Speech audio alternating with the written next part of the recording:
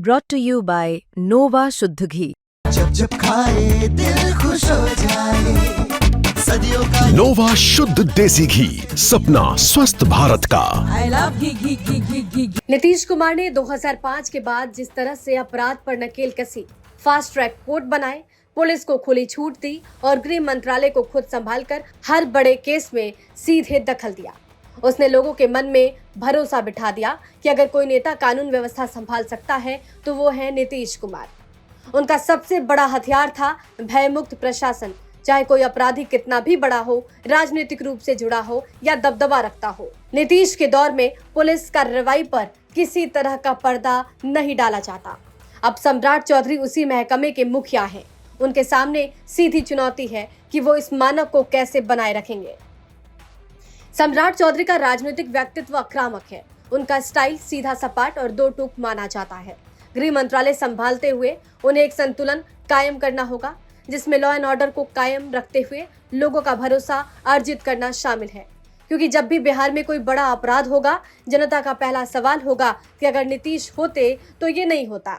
ये तुलना सम्राट चौधरी के लिए सबसे बड़ी परीक्षा होगी। नीतीश कुमार ने अफसरशाही को हमेशा ये संदेश दिया कि टॉप बॉस खुद कानून व्यवस्था के काम पर नजर रखता है। पुलिस महकमे में भी उनका एक अलग दबदबा था।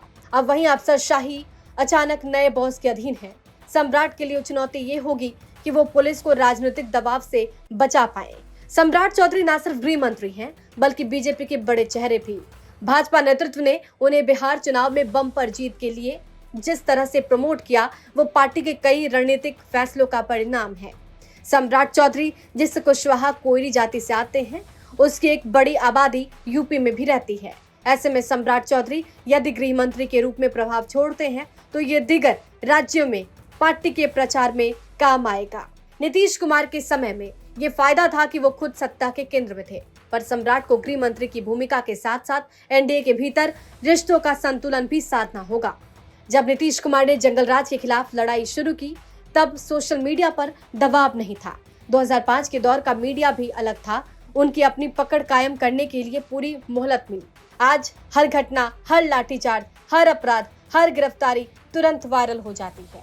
सम्राट चौधरी की छवि आक्रामक नेता की रही है। ऐसे में उनके किसी भी बयान या कार्रवाई को तुरंत राजनीतिक हथियार बनाया जा सकता है।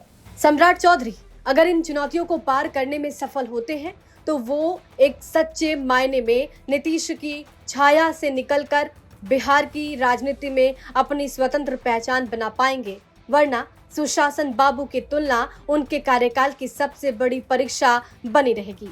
ब्यूरो रिपोर्ट, बिहार तक।